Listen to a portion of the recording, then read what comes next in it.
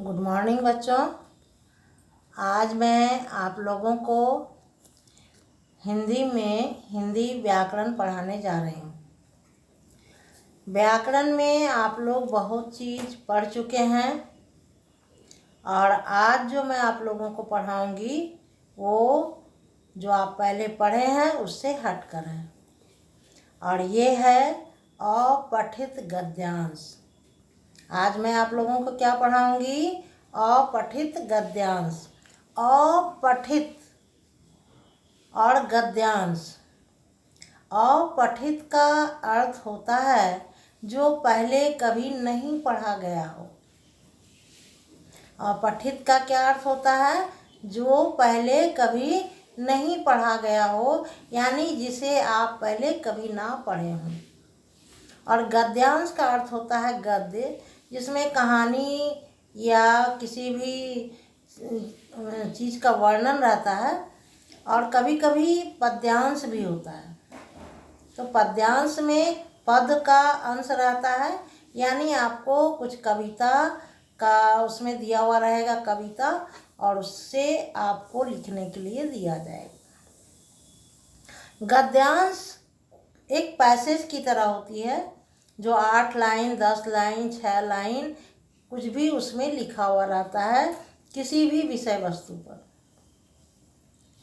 उसमें आपको करना क्या है कि जो भी उसमें लिखा हुआ है उसको आप ध्यानपूर्वक पढ़ें। अपठित गद्यांश जो आपको मान लीजिए कभी एग्जाम में आता है, हमेशा आता है, तो उसको लिखने के लिए आप ध्यानपूर्वक हमारी बात को समझें। अपठित गद्यांश 8 लाइन, 10 लाइन, कभी 6 लाइन का भी होता है। कुछ बातें लिखी हुई होती हैं, उसका विषय वस्तु कुछ भी हो सकता है। उस पर लिखा हुआ जो 8 लाइन है मान लीजिए, तो आपको सबसे पहले उस 8 लाइन को ध्यानपूर्वक पढ़ना है कि इसमें किसके बारे में बताया गया है।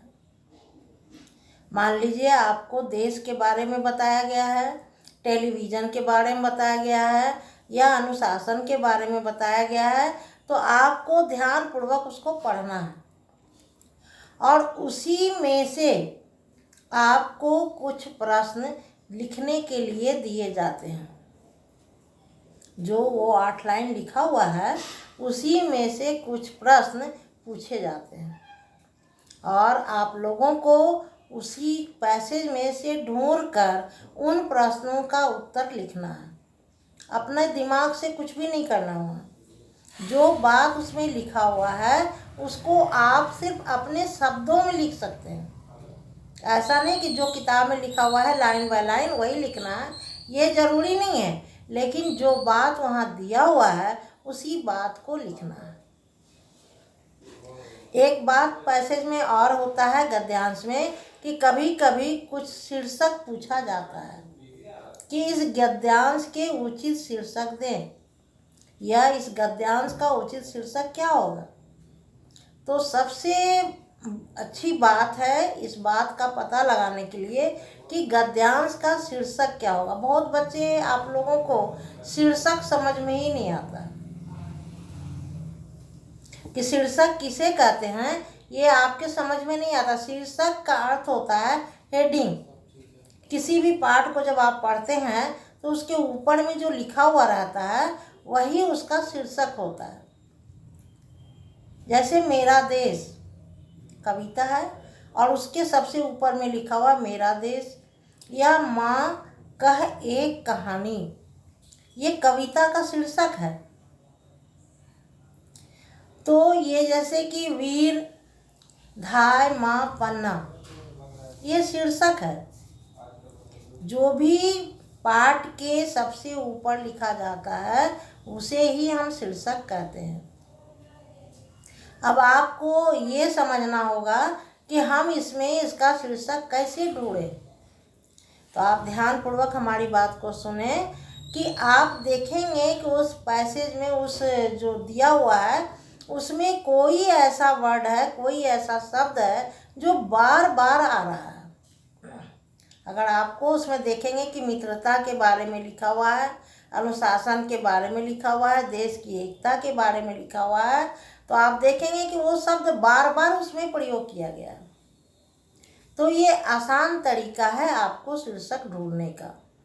और आप देखेंगे कि इसमें किसके बारे में बताया गया है या किस बात पर विशेष जोर दिया गया, बल दिया गया है, तो वही उसका शीर्षक होगा। ये है अपठित गद्यांश। इसको आप लोगों को पढ़ना है। अभी मैं आपके पुस्तक में पेज नंबर 115 115 पेज नंबर 115 आप लोग ध्यान से निकाल करके देखेंगे अपनी पुस्तक में कि आपको दिया हुआ है अपठित गद्यांश। आप लोग देखेंगे किताब में इसका पहला गद्यांश दिया हुआ है, वो है देश के बारे में। कहता है कि हम जिस देश में रहते हैं उसका नाम भारतवर्ष है। इसे हिंदुस्तान, आर्यावर्त एवं इंडिया के नाम से भी जाना जाता है। हमारे देश का अपना संविधान एवं अपनी सरकार है। हमारे देश की राजधानी नई दिल्ली है। हमारे देश में 29 राज्य और 7 केंद्र शासित राज्य हैं। हिंदी हमारे देश की राष्ट्रभाषा है। गंगा, यमुना, गोमती, सरयू, गोदावरी आदि हमारे देश की प्रमुख नदियां हैं। दिल्ली, कोलकाता, चेन्नई और मुंबई हमारे देश के प्रमुख बड़े नगर हैं। हमारे देश के उत्तर में हिमालय पर्वत विद्यमान है। वह रडार की भांति हमारे देश की रक्षा करता है। देश के दक्षिण में हिंद महासागर इसके चरणों को निरंतर धोते रहता है। ये है बच्चों गद्यांश। अब आपको इसी गद्यांश से कुछ प्रश्न पूछे जा रहे हैं। आप ध्यान से सुने कि पहला प्रश्न है, हमारे देश का क्या नाम है? तो आप देखेंगे कि इस गद्यांश में दिया हुआ है कि हम जिस देश में रहते हैं उसका नाम भारतवर्ष है। हमारे देश का क्या नाम है? भारतवर्ष। दूसरा प्रश्न है, भारतवर्ष के अन्य नाम कौन कौन से हैं? भारतवर्ष तो नाम है, इसके अलावे भी हमारे देश के कई नाम दिए गए हैं। वो कौन कौन से हैं? तो आपके इस गद्यांश में दिया हुआ है। इसे हिंदुस्तान, आर्यावर्त एवं इंडिया के नाम से भी जाना जाता है। तो यही इसमें लिखना है कि इसके अन्य नाम आर्यावर्त, इंडिया और हिंदुस्तान है। तीसरा प्रश्न है, हमारे देश की राजधानी कहाँ है? तो आप सभी को पता होगा कि हमारे देश की राजधानी नई दिल्ली है और ये बात आपके इस गद्यांश में लिखा हुआ है। आप इसे पढ़ करके इसका आंसर दे सकते हैं। अगला प्रश्न है, हमारे देश में कितने राज्य और केंद्र शासित राज्य हैं? तो आपको यहाँ पुस्तक में दिया हुआ है कि हमारे देश में 29 राज्य और 7 केंद्र शासित राज्य हैं।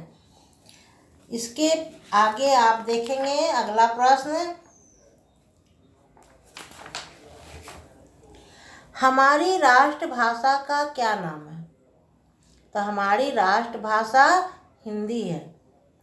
हमारे देश के दक्षिण में क्या है?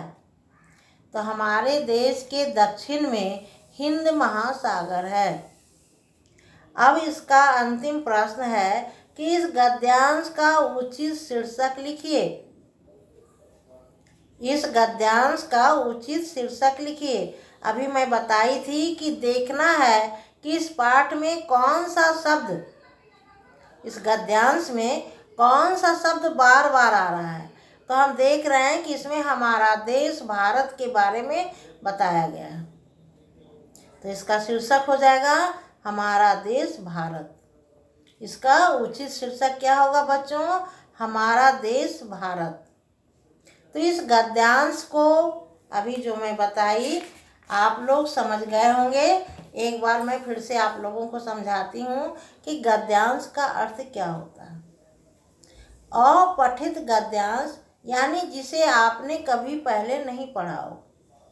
और गद्यांश गद्य होता है, इसमें 4 लाइन 8 लाइन 10 लाइन आपको कुछ लिखा हुआ रहेगा और उसको आपको ध्यानपूर्वक पढ़ना है। और उसी 8 लाइन में से कुछ प्रश्न आपको दिए जाएंगे और उन प्रश्नों का उत्तर भी आपको उसी में से ढूंढ कर लिखना है। उसे आप अपने शब्दों में लिख सकते हैं, ऐसा नहीं कि सिर्फ किताबी लैंग्वेज ही आपको लिख देना। और अगला इसमें बात रहता है वो है इसका एक उचित शीर्षक देना। तो अभी मैं आप लोगों को बताई थी कि शीर्षक उसी में रहता है। आपको देखना है कि इस गद्य में किस बात पर विशेष जोर दिया गया है, किस बात पर अधिक बल दिया गया है, और जो बात उसमें मुख्य रूप से बताया गया है वही उसका शीर्षक होगा। तो अब मैं समझती हूँ कि आप लोग इसे अच्छी तरह समझ गए होंगे। तो आप लोग अपनी पुस्तक व्याकरण की पुस्तक में पेज नंबर 115 निकाल करके देखेंगे और उसे पढ़ेंगे तो आपको अच्छी तरह समझ में आ जाएगी। और इसको आप लोगों को अपनी कॉपी में बनाना भी है। इसके अलावे आप लोगों को जो कुछ भी मैं पढ़ाई हूँ, जो कुछ भी लिखाई हूँ, आप लोग उसे अपनी नोट कॉपी में ज़रूर लिखे होंगे। तो आप लोग अपना रिवीजन शुरू कर दें बच्चों, बार बार उस सब चीज़ को ध्यान से देखें। जितना पढ़ाई हुआ है आप लोगों का सिलेबस कंप्लीट हो चुका है और इससे आगे आप लोगों को कुछ नहीं आएगा। जो कुछ अभी तक पढ़ाया गया है उतनी बात को आप ध्यानपूर्वक पढ़ें, समझें, लिखें।